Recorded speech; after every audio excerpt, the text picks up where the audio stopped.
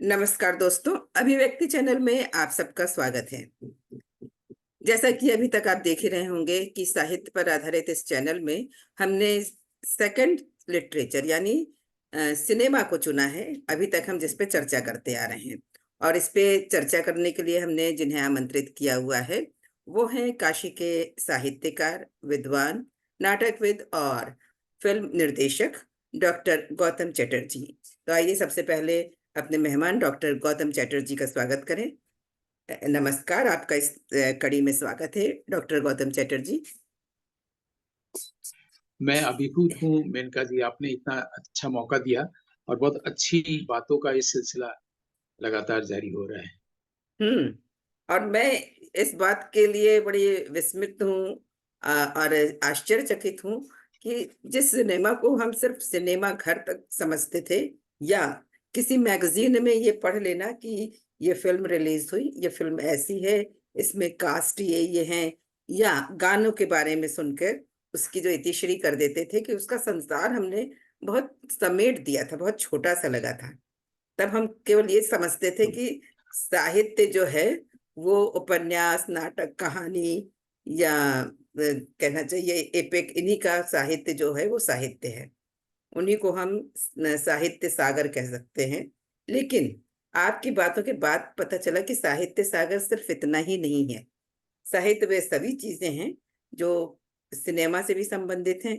और जब हम रिकॉर्डिंग कर चुके होते हैं, फिर आपसे जो अलग से चर्चा होती है, उसमें मैंने पिछली रिकॉर्डिंग्स में जाना कि जितने डांस वो हैं वो भी साहित्य में ही आते हैं, या शास्त्रीय संगीत है, गायन है, उनकी बातें भी साहित्य के अंतर्गत आती हैं।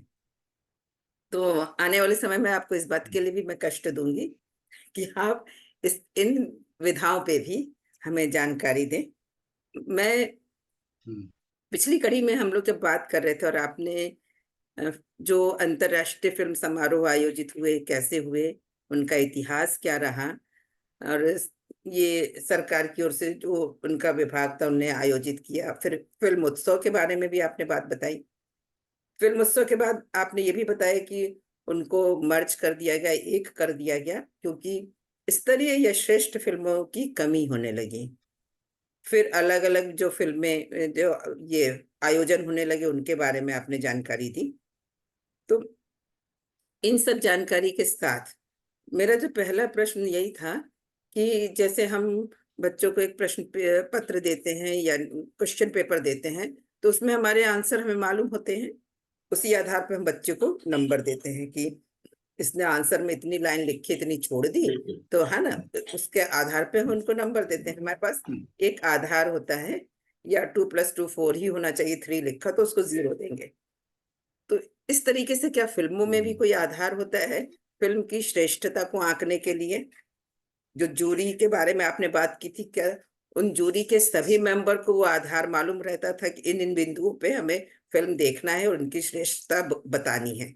या आपने बताया कि एक बार किसी को भी स्वर्ण मयूर नहीं दिया गया या कोई भी पुरस्कार नहीं दिया गया, तो क्या ऐसा कोई उनके पास पॉइंट था जिसके आधार पर उन्होंने फिल्में देखी और उन्हें लगा कि स्तरीय फिल्म नहीं है?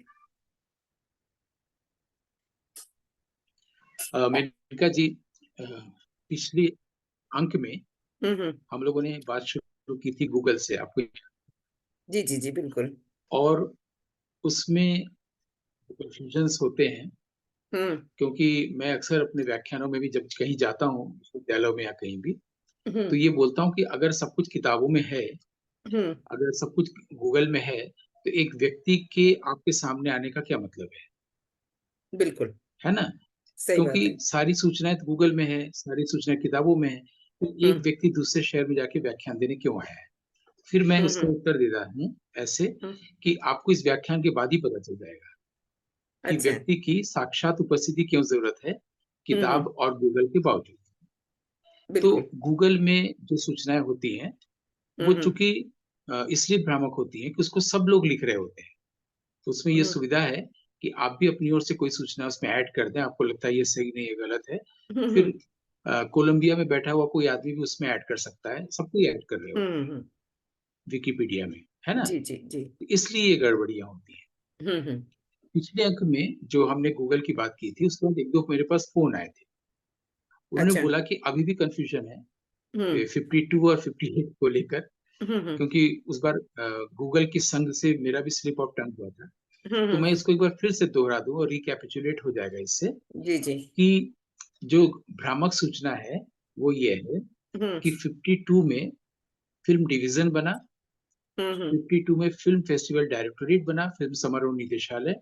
हम्म 52 में ये गूगल बता रहा है 24 जनवरी 52 में हम्म अंतर्राष्ट्रीय फिल्म समारोह दिल्ली में शुरुआत हुई हम्म और 21 फरवरी 1952 को पंडित हम्म जवाहरलाल नेहरू ने 21 फरवरी 1952 को पंडित हम्म, जवाहरलाल नेहरू ने इसका उद्घाटन किया। अच्छा। ये से ऐसा कैसा? ये कॉमन सेंस है कि 24 जनवरी को अगर कोई अंतर्राष्ट्रीय फिल्म समारोह शुरुआत हो रही है हम्म। तो 21 फरवरी कैसे हो सकता है ना। हम्म, इसीलिए व्यक्ति की जरूरत है, ऑथेंटिसिटी की जरूरत है। बिल्कुल उसी को मैंने बिल्कुल। सुधार के बताया था, फिर दोहरा दे रहा हूं हम्म, कि 1952 में जनवरी में ही जी। फिल्म डिवीजन और फिल्म समारोह निदेशालय की स्थापना की गई थी। ठीक है। जी। और दिल्ली में पहला अंतर्राष्ट्रीय फिल्म समारोह नहीं हुआ था।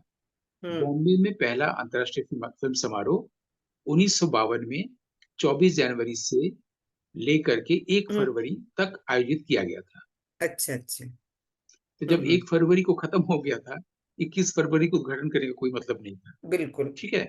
हम्म, अरे ये ये तो सूचनाओं को रेडिकुलस सही हो कर गया दिया ना, गया नहीं मतलब कि ये 24 जनवरी से 1 फरवरी तक 1952 में।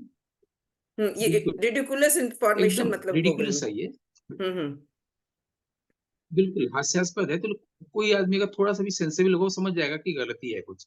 तो चूंकि हम्म, सब लोग लिखते हैं, जोड़ देते हैं, तो जी। जनवरी फरवरी सब हो जाता है, दिल्ली बॉम्बे सब हो जाता है। तो हम्म 52 में हुआ था पहला अंतर्राष्ट्रीय फिल्म समारोह। उसका उद्घाटन पंडित जवाहरलाल नेहरू ने 24 जनवरी को किया था, बॉम्बे हम्म में हुआ था। फाइनल बात। हम्म, बिल्कुल। 52 के बाद फिर हम्म उसके बाद हमारे यहाँ 61 में दूसरा हुआ था जो दिल्ली में हुआ था। हम्म, और फिर तीसरा 65 में हुआ था जब श्रीमती अच्छा। इंदिरा गांधी सूचना एवं प्रसारण मंत्री थी। 65 से इसको गंभीरता हम्म से लिया गया था। और इसके तुरंत बाद इसको हम्म मैड्रास से त्रिवेंद्र में शिफ्ट नहीं किया गया था। हम्म, ये हमारे यहाँ हुआ है 21वीं शताब्दी में, माने अच्छा 1900 कहते 99 सन 99 के बाद 2002 2004 वहां से गोवा में शिफ्ट हुआ। अच्छा। और ये दिल्ली से कहीं शिफ्ट नहीं हुआ था। हम्म, ये दिल्ली में और अन्य फिल्म उद्योगों में होता रहता, फिल्म उद्योगों के शहर में होता रहता था। जी। बाद में दोनों मर्ज हो गया। फिर ये हम्म दिल्ली से गोवा चला गया, जनवरी से अक्टूबर हो गया। क्लियर हो गया। हम्म, अब आपके सवाल पर आते हैं जी। कि उत्कृष्टता का पैमाना क्या होता है ना। हम्म उत्कृष्टता का कुछ ऐसा पैमाना नहीं होता जैसे छोटे बच्चों के स्कूल में वो जजेस को 4 वो दे दी जाते हैं, एक हम्म कंटेंट पर, एक प्रेजेंटेशन पर, ऐसे करके जोड़ करके निकाला जाता है कौन फर्स्ट सेकंड हम्म, थर्ड। ऐसे नहीं होता है। जी। यहाँ पर एक जूरी बनती है, हम्म जो अनुभवी फिल्म मेकर्स होते हैं, फिल्म क्रिटिक्स होते हैं। हम्म, और कई बार फिल्म क्रिटिक्स भी जूरी बन के जाते हैं। अभी चूंकि मेरी फिल्म जब फिल्म समारोह में दिखाई गई तब मुझे और डिटेल पता चला। उसके पहले एज ए फिल्म क्रिटिक मुझे सारी बातें जानकारी थी। वही अभी भी होता है हम्म, कि फिल्म के जो फिल्म मेकर्स होते हैं और जी। फिल्म के जो सचेतक होते हैं और फिल्म के जो क्रिटिक होते हैं, सचेतक जिनकी अपनी मतलब? एक प्रतिष्ठा होती है, वो लोग जूरी में होते हैं। सचेतक मतलब? सचेतक का मतलब होता है जो ट्रेंड सेटर्स होते हैं, अच्छा अच्छा। जो एक ट्रेंड सेट करते हैं कि इस तरह हम्म, की फिल्में ही इस बार ली जाए फिल्म समारोह अच्छा। के लिए, दूसरे तरह की फिल्में न ली जाए। जैसे मान हम्म लीजिए कहीं पर रूस और यूक्रेन के बीच में युद्ध हुआ, वियतनाम युद्ध हुआ, तो इस बार हम्म, युद्ध पर आधारित फिल्में ही मुख्य सिनेमा खंड में ली जाए। अच्छा। उनको ट्रेंड सेटर्स कहते हैं, फिल्म सचेतक कहते हैं। हम्म, ठीक है।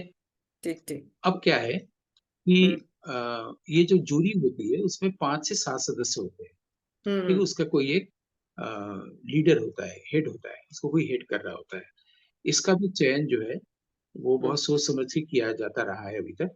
हम्म तो उसमें क्या होता है कि फिल्म का आइडिया क्या है हम्म और उस आइडिया को ठीक ढंग से ट्रीट किया गया है कि नहीं फिल्म में, हम्म, तो उसका प्रभाव क्या बन रहा है, बस सिर्फ इतना देखा जाता है।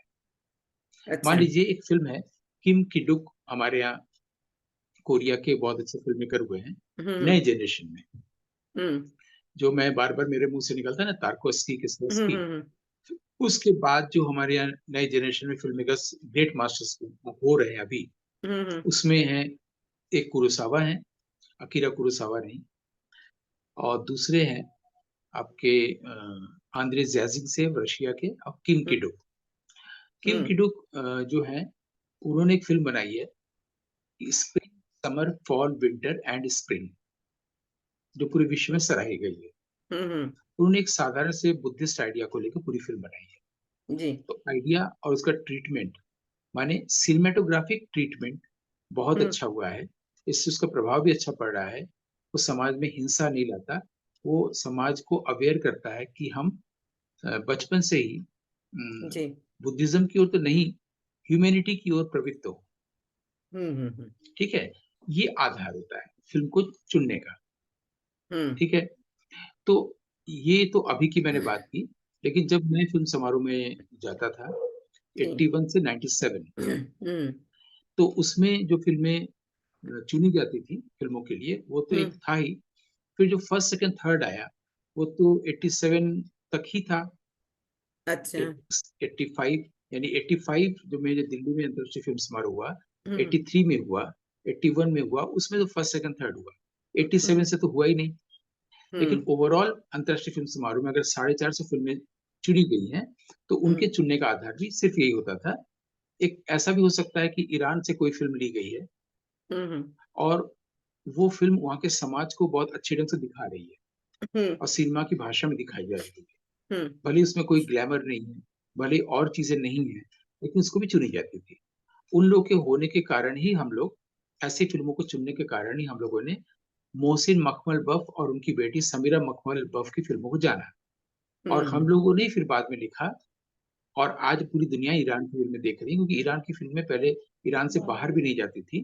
हुँ, जैसे हुँ। वहाँ की महिलाएँ पर्दा प्रथा में रखी गई थीं और जी। अत्याचार होता था, वैसे ही उनकी फ़िल्मों को भी रखा जाता था।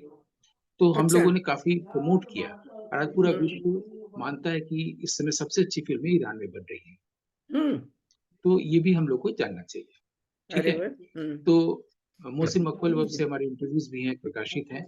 हुँ, उसमें हुँ, हम लोग वहाँ की समाज, तो जो समाज पर आधारित फ़िल्में होती हैं, जो वहाँ के ऐसी चीज़ों को दिखाते हैं जहाँ पर टॉर्चर है, इंसल्ट है, हुँ, उनको हुँ। अगर कोई फ़िल्म मेकर दिखा रहा है, तो वो इसलिए दिखा रहा है ताकि वहाँ की स्थिति सुधरे, हुँ, हुँ, बस इतनी-सी बात है ना? हुँ। तो ऐसी फ़िल्मों को चुनने का आधार सिर्फ़ ये होता है।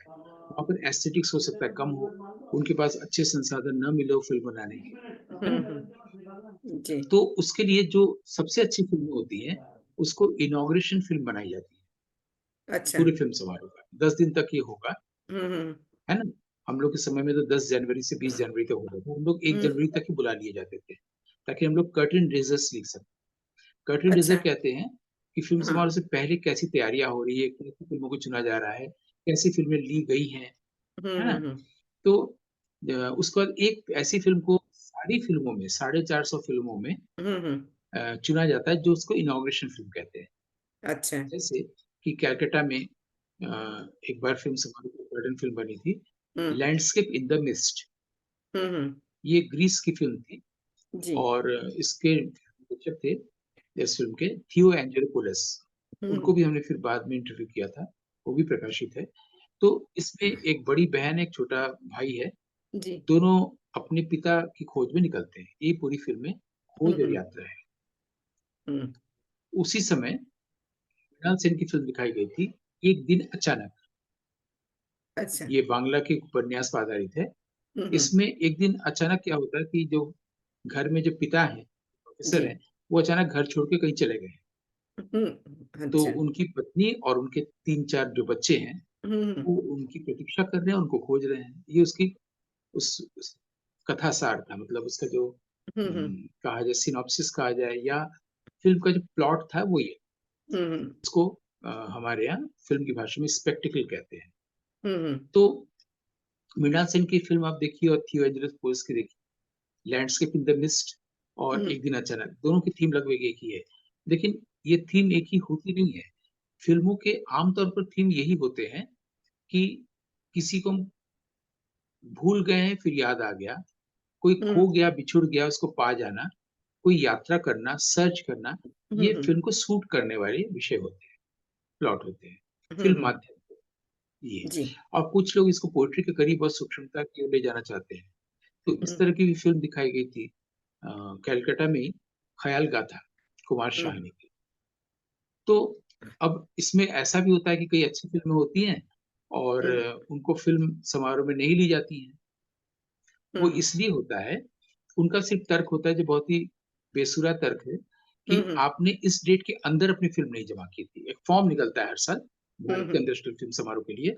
उसमें होता है कि आपको अगर अक्टूबर या नवंबर में होना होगा तो आपको इतने जून तक अपनी फिल्म जमा करने की होगी फिल्म अच्छा समारोह निदेशालय। हम्म ठीक है, अगर आपकी फिल्म बन ही रही है और पूरी तरह से बन के एडिट होके फाइनल प्रिंट आपकी बाहर आई है और हम्म वो 24 जून तक लास्ट डेट था और आपकी आई है 30 जून को, तो अब आप क्या करेंगे? है तो उसी साल की फिल्म ना। हम्म तो ऐसे में क्या होता है कि जैसे मैं मैड्रास गया था 91 में, तो हम्म उसमें अदूर गोपाल कृष्ण और जी अरविंदन की दो फिल्में नहीं शामिल की गई थी। तो उन्होंने हम लोग को लेकर के कुछ 20-25 लोगों को लेकर जो देश के और विदेश के फिल्म हम्म क्रिटिक थे, हम्म वो मैक्सिमम 35 थे, हम सबको लेकर उन्होंने प्राइवेट शो कर दिया, अच्छा है ना। हम्म जैसे वो मती लुकल फिल्म थी अदूर गोपाल कृष्ण की, हम्म विधेयन फिल्म थी, कुमार ये अरविंदन की फिल्म थी, लेकिन उन्होंने प्राइवेट शो कर दिया क्योंकि फिल्म हम्म समारोह में नहीं ली गई थी। हम्म 97 में भी बासु भट्टाचार्य की एक फिल्म थी, हम्म फिल्म था अर्थ, या ऐसा इसमें ओमपुरी और रेखा, क्योंकि अर्थ तो मुझे लगता है कि वो फिल्म है जो इजाजत महेश भट्ट ने बनाई थी, जहां तक मुझे याद इजाजत आ रहा है। इजाजत नहीं, इजाजत नहीं, महेश भट्ट की फिल्म थी ना। नहीं नहीं, वो तो गुलजार की थी। महेश अच्छा भट्ट की फिल्म, हम अभी अच्छी फिल्मों की बात कर रहे हैं। अच्छा हाँ ठीक है, तो महेश भट्ट की अर्थ फिल्म थी ना जिसमें कि अनुपम खेर और वृद्ध बने थे, और ये सारांश। सारांश थी फिर सारांश एक फिल्म और भी थी जिसमें शबाना आजमी, स्मिता पाटिल और कुलभूषण, नहीं नहीं, शबाना आजमी, स्मिता पाटिल और कुलभूषण खरबंदा थे। अच्छा वो उस महेश फिल्म भट्ट की का फिल्म थी, हाँ बता रहे वो हैं फिल्म थी शायद अर्थ। हाँ वो अर्थ थी हम्म पक्का वो और अर्थ थी इसी अर्थ तुम के इतना तरह जो की एक मुस्कुरा नाम रहे हो मैं जिसका भूल ये रहा हूँ। गाना जिसका गाना था ना तुम इतना जो मुस्कुरा रहे हो क्या गम है छुपा रहे हो हाँ हाँ हाँ। हम्म तो शायद वो राज किरण है, कोई गा रहा है हाँ इसमें, शबाना आजमी राजकिरण हाँ सुन रही है। हम्म इसी अर्थ के तरह का ही एक और नाम है, मैं भूल रहा हूँ। इसमें ओमपुरी और रेखा हीरो हीरोइन रहते हैं, और उसका नाम अर्थ है या आस्था, सॉरी याद आ गया, आस्था आस्था फिल्म बनी थी। हम्म ठीक है, और ये 96 एंड में पूरी हुई थी। ये बासु हम्म भट्टाचार्य की आखिरी फिल्म है। बासु भट्टाचार्य को हम लोग आविष्कार, अनुभव, गृह प्रवेश के कारण याद रखते हैं, हम्म और तीसरी कसम के लिए भी याद रखते हैं, जो उनकी पहली फिल्म कही जाती है, जिसमें राज कपूर थे। तो हम्म बासु भट्टाचार्य की ये फिल्म त्रिवेंद्र फिल्म समारोह में आई थी हम्म जनवरी में 97 में, आस्था। हम्म अपर्णा सेन की फिल्म आई थी।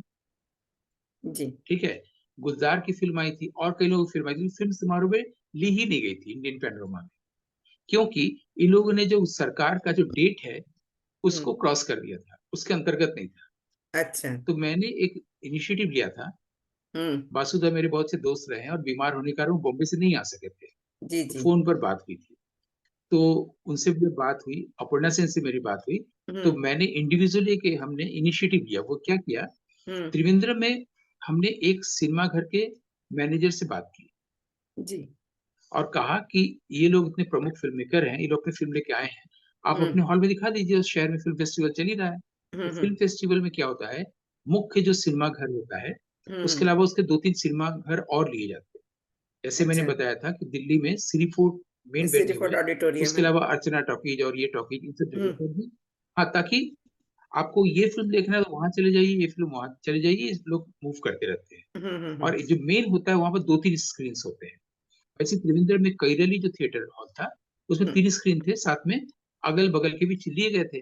तो मैंने वहां के इन सबसे अलग सिनेमा घर के मालिक और मैनेजर से बात की हम्म कि आप इसी में अगर दिखाते हैं तो ये भली कला फिल्म है, लेकिन लोग इसलिए देखेंगे कि फिल्म समारोह चल रहा है। हम्म उनको हमने ये नहीं बताया कि ये फिल्में जो हैं फिल्म समारोह में चुनी नहीं गई है। हम्म चुनी इसलिए नहीं गई कि वो उत्कृष्ट नहीं है, चुनी इसलिए नहीं गई कि वो डेट क्रॉस कर गए हैं। जी तो मैनेजर ने मान लिया हम्म कि हाँ, ये ये चारों 5 हफ्ते में हम लोग दिखा देंगे।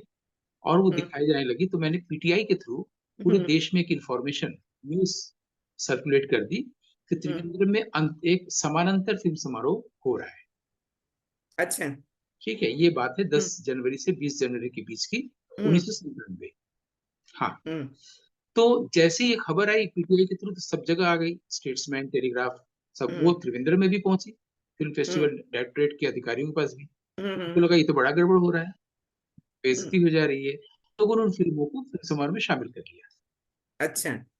नहीं, मैं यही पूछने वाली थी कि जो आपने ये ये खबर दी। एक इनिशिएटिव हमने किया था, नहीं, इससे आपने। एक हाँ, मैं यही आपसे जानना चाह रही थी कि आपने जो ये खबर दे दी पीटीआई के थ्रू कि समानांतर फिल्म समारोह चल रहा है, तो ये क्या ऑब्जेक्शनेबल खबर नहीं थी कि उन्होंने ऑब्जेक्शन उठाया हो या ऐसा बोला हो? बिल्कुल ऑब्जेक्शनेबल थी, हम्म। बिल्कुल ऑब्जेक्शनेबल खबर थी। ये सिर्फ बिल्कुल ऑब्जेक्शनेबल खबर थी, और इससे उनको शर्मिंदा होना चाहिए, और वो हुए। अच्छा। उससे उनकी जो भीतर की जो पोल थी वो दुनिया के सामने खुल जा रही थी ना, कि हम्म। अच्छे फिल्म मेकर्स की फिल्में नहीं ली गई। हम्म। क्योंकि पीटीआई की खबर को टेलीग्राफ ने लगाया था, स्टेट्समैन लगाया था, न्यूयॉर्क टाइम्स ने लगाया था, टाइम्स ऑफ इंडिया ने लगाया था, सारे अखबारों ने लगाया था, मिड डे ने लगाया था। तो इससे हम्म। लोग जान गए कि अरे इन लोगों की फिल्में इसी समय में क्यों नहीं ली गई। तो और ज्यादा लोग जाने, इससे पहले कि जाने कि नहीं ली गई। हाँ, हाँ। हम्म। ये एक कहने का सली समांतर फिल्म समारोह, असल हम्म। में कहना चाहते थे कि जो फिल्में नहीं चुनी गई, ये हम्म। हम अभी न्यूज नहीं बना के अपने अखबार के लिए ये किया था। तो जब ऐसा किया था, हम्म। लोगों को भीतर ही भीतर, और खबर उनकी बात भी बच गई, लोग हम्म। जान नहीं पाए, और उन फिल्मों को फिल्म समारोह में शामिल कर दिया। यहाँ मेरी एकदम एक तो छोटी सी ये फिल्म जिज्ञासा। समारोह निदेशालय की जो निदेशक होता हाँ, है या हाँ। होती है। हम्म। हाँ, नहीं, आप अपनी बात पूरी कर लीजिए, मैं एक जिज्ञासा में तो पूछ रहा उनके हूँ। पास हाँ, वो ये होता क्या है ना, कि हम्म। फिल्म समारोह निदेशक, निदेशालय के जो निदेशक होता है या होती है, हम्म। वो लोग फिल्म के लोग नहीं होते हैं, वो गवर्नमेंट के एम्प्लॉयज होते हैं, अच्छा। और वो अच्छे लोग होते हैं। हम्म। क्योंकि अगर मान लीजिए कि मैं फिल्म का आदमी नहीं हूँ, हम्म। ठीक है, और मैं लिटरेचर का आदमी हूँ और बहुत अच्छी मेरी पकड़ है, तो हम्म। इसमें मेरा क्या दोष है अगर मैं फिल्म के बारे में कुछ नहीं जानता हूँ या प्रॉपर जानकारी नहीं है। हम्म। हमको एक नियम फॉलो करना है। हमको 24 जून तक या इतने सितंबर तक हमको फिल्में चाहिए। हम्म। आपकी फिल्म नहीं आई है तो हमने नहीं स्वीकार की है, सिंपल सी बात है। लेकिन जब उनको बताया गया, अगर हम्म। 24 सितंबर की जगह 26 सितंबर हो ही गया है, तो जी, क्या जी। प्रॉब्लम है, ले ही हम्म। लीजिए। इस बात हम्म। को एक तरीके से कहा, समानांतर फिल्म समारोह कह के, इससे हम्म। उनकी लाज भी रह गई, और उन्हें फिल्मों को शामिल भी कर लिया। और हम्म। बासु भट्टाचार्य को छोड़ करके हम्म। सारे फिल्म मेकर्स पहुंचे हुए भी थे अपनी फिल्म लेकर। जैसा अपर्णा अच्छा। सेन वो आई हुई थी, वो हम्म। कैरेली थिएटर हॉल में हम लोग मिल रहे थे। हम्म। तो कहने का मतलब है कि ये अच्छा काम हो गया ना, वो इतनी दूर से अपनी फिल्म लेके आए हैं। जी। एक व्यक्ति अपनी फिल्म बना रहा है, और वो हम्म। बड़ी मुश्किल से एक फिल्म बनती है, और उसको फिल्म समारोह में शामिल किया जाना है। ये बहुत उम्मीद लेके वो आए हैं, और नहीं आप खाली एक डेट के कारण नहीं कर रहे हैं। तो जी। ये हो गया, तो एक सुधार हो गया। ऐसी हम्म। कलकत्ता में उर्मिला गुप्ता फिल्म समारोह निदेशालय की निदेशक थी उस समय। हम्म। उसको लेकर भी हॉल के अंदर नंदन 2 में बाकायदे सिनेमा स्क्रीन रोक करके, बाकायदे हम्म। स्टेज पर, जहां पर फिल्म मेकर को बुलाया के ऑनर किया था फिल्म शुरू होने हम्म। से पहले, वहां जी। पर बाकायदे झगड़ा वगैरह हो गया था। तो अरे। ये सब भी होते रहते हैं। लेकिन एक फिल्म क्रिटिक का काम एक्टिव होना भी है। अच्छी बातें लिखना तो है ही है, हम्म। फिल्म फेस्टिवल को और इम्प्रूव कैसे किया जाए, जी। इसके लिए सुझाव देना भी है, और एक्टिव पार्टिसिपेशन भी उनका होता है। हाँ, मेरी ये जिज्ञासा थी जब आप बता रहे थे कि वो एक फॉर्म भेजते हैं और जिसमें एक पर्टिकुलर डेट लिखी रहती है कि इस डेट तक आपको अपनी फिल्म जो है सबमिट कर देनी है। तो वो जो फॉर्म भेजते हैं, हाँ, वो किस कैसे भेजते हैं, किस आधार पर जो है डायरेक्टर्स को भेजते हैं? जैसे फॉर्म आप भेजते हैं। नहीं है। हम्म। नहीं नहीं, फॉर्म भेजते नहीं है। हम्म। फॉर्म भेजते नहीं है, फॉर्म अखबारों में प्रकाशित होते हैं। अच्छा, वही मैं जानना चाह रही थी कि कोई अपनी फिल्म हर कैसे वर्ष उसमें। जो है भारत सरकार से उसे विज्ञापन छपता है। अच्छा। हाँ, हम्म। पूरा। अब तो विज्ञापन भी, फॉर्म भी छपता नहीं है, अब नेट पर है। आप हम्म। फिल्म समारोह निदेशालय की वेबसाइट में जाइए, और जो 2024 में होने वाला है, सितंबर हम्म। अक्टूबर में, हम्म। उसके लिए अंतिम तिथि क्या है वहां पता चल जाएगा। आप सीधे वहां से अप्लाई करिए। अब तो पहले तो बाकायदे फिल्म की रील भेजी जाती थी फिल्म समारोह निदेशालय के लिए, हम्म। फिर उसके बाद सीडी वगैरह आ गया, है ना। जी। अब तो आपको ब्लू रे में वर्ष वो करके, आप उनको लिंक भेज दीजिए फिल्म, ये होता है। लेकिन अच्छा वो ब्लू-रे होता है, होना चाहिए वर्ज़न, वो कहीं भी सोशल नेटवर्क पर उसका लिंक नहीं होना चाहिए। मान अच्छा। लीजिए आपने यूट्यूब पे डाला तभी तो लिंक जनरेट होगा ना, हम्म। तो उन लोगों ने रखा वीमियो कि अच्छा यूट्यूब में मत दीजिए, वीमियो लिंक बना के भेजिए और उसको प्राइवेट कर दीजिए। तो ये हम्म, फ़िल्म समारोह में पहली बार लोग देखेंगे ना, अच्छा तो अच्छा। सोशल नेटवर्क पर नहीं दिखाई आपने रखा नहीं है फ़िल्म किसी ओटीटी प्लेटफ़ॉर्म पे, ये हम्म फॉर्म में भरना पड़ता है आपको, हलफ़नामा देना पड़ता है कि हाँ, मेरी हम्म। फ़िल्म कहीं अभी तक मैंने नहीं आई है, न हम्म प्राइवेट शो किया है, न किसी हम्म, प्लेटफ़ॉर्म पर है, मैं आपको पहली बार भेज रहा हूँ। ये कुछ चीज़ें होती हैं, सामान्य शर्तें। अच्छा आज की अच्छा। तारीख में हम्म 2023 की बात कर रहे हैं। पहले हम्म ऐसा नहीं होता था। पहले पूरी फ़िल्म की रोल जैसे मैं आपको बताऊँ 75 में शोले जब आई थी, तो मैंने अपनी आँखों से देखा था कि हम्म जब एक शो चल रहा है आनंद मंदिर में, एक हम्म, साइकिल वाला रील का डब्बा लेकर उसको साजन सिनेमा में जा रहा है, वहां फिर ये चलेगा, तब तक ये चलता रहेगा। तो एक अच्छा। साथ दो हॉल में लगी थी, साजन हम्म और आनंद में, बनारस में दो सिनेमा हॉल है। हम्म। तो ऐसे होता था पहले, रील लेकर के साइकिल में उसको दूसरे हॉल में लोग ले जाते थे। तो हम्म आजकल के जमाने में घर में बैठे ही हो जाएगा। आप उनके हम्म, वेबसाइट में जाइए, जी। उसमें देखिए, और इसके अलावा भी आपको हम्म वेबसाइट में भी जाना नहीं पड़ेगा। ये तो गवर्नमेंट ऑफ इंडिया के लिए है। विश्व में हम्म जितने फिल्म समारोह होते हैं, हम्म, उनके लिए एक प्लेटफ़ॉर्म बन गया है फ़िल्म फ्री वे।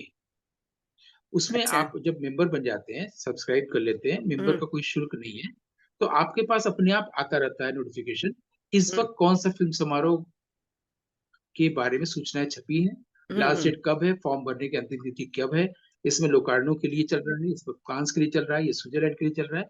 पूरे विश्व में जितने फ़िल्म समारोह हैं, उसको हम्म फ़िल्म फ्री वे में दिया जाता है।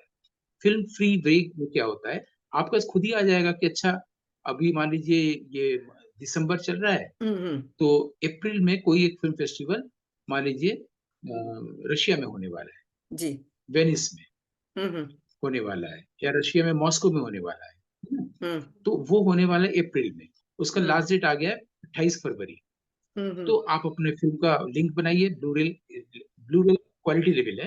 ब्लू हम्म रे में करके उसको विमियो लिंक या जो भी लिंक उन्होंने माँगा है, वो आप हम्म, जनरेट करके उनको भेजिए, फॉर्म भर दीजिए, फीस भरिए, आपकी फ़िल्म जाएगी, फिर वो सिलेक्ट होगी या नहीं होगी, अच्छा। है ना? ये कोई अभी का फीस तरीका भी है। लगती है? लेकिन अब इन 5-6 जी हाँ, फीस भी लगती है। लेकिन अच्छा। अब क्या हुआ है, हम्म ये जो अंतर्राष्ट्रीय फ़िल्म समारोह में आजकल सभी लोग फ़िल्म बना रहे हैं, घर-घर हम्म में, हर तीसरे घर में कोई एक लड़का फ़िल्म मेकर है ना? तो हम्म क्या हुआ है कि बहुत कैमरा इज़िली अवेलेबल हो गया है। पहले एक यूमेटिक हाई बैंड या बीटाकैम एक कैमरा हम लोग मँगवाते थे, दूसरे शहरों से। जैसे मैं बनारस में हूँ, तो बनारस के मल्लाहों पर मैंने एक डॉक्यूमेंट्री बनाई थी, तो हम्म, लखनऊ से आया था। तो अच्छा। उसमें था कि आपको ₹1800 देना है पर शिफ्ट का, 6 घंटे की शिफ्ट होती थी। एक एक कैमरामैन भी भेजा जाएगा, तो लखनऊ से आया अच्छा था, उस अच्छा। ज़माने में। ये भी हम हम्म, बता रहे हैं, 85, 6, 7 की बात अरे बता बाप रहे रे। हैं। तो उसमें यूमेटिक हाई बैंड, लो बैंड होता था, बीटेक होता था। ठीक है, हम्म अब घर-घर में कैमरा है, हम्म मोबाइल भी में से भी आप ले सकते हैं, उसका बहुत अच्छा हो गया है। अगर आप वो प्रो मैक्स लेते हैं, तो लगभग हम्म, सिनेमा के जैसा है ना? जी। तो अब क्या है कि फ़िल्म समारोह में मोबाइल से बनने वाली फ़िल्मों का भी एक सेक्शन डाल दिया गया है। अच्छा। और आपके पास हम्म अगर साधारण कैमरा है, हाँ, हम्म मतलब अगर मोबाइल से आप फ़िल्म बना रहे हैं तो वो भी कर दीजिए, हैंडीकैम से बना रहे हैं तो उससे भी कर लीजिए। सबको हम्म फ़िल्म समारोह में शामिल किया गया है, क्योंकि वो भी फ़िल्में तो बन ही रही हैं। हम्म ज़रूरी नहीं कि सबके पास जो है वो कोई रेड कैमरा ही हो, या हम्म क्या जिससे मैं करता हूँ, मैं नाम नाम याद नहीं रख पाता। हम्म तो कोई ज़रूरी नहीं कि आपको बहुत अच्छी क्वालिटी के कैमरा। भारत में क्या हम्म होता है, ऐसी फ़िल्में ली जाती है जिसमें बहुत अच्छा लोकेशन हो, लाइट हो, बहुत गॉर्जियस हो। भारत के बाहर उन फ़िल्मों को लिया जाता है जिसमें हम्म, आइडिया नया हो। ये 2 फ़र्क है। ये उन अच्छा। न्यू कमर्स के लिए मैं इन्फॉर्म कर रहा हूँ।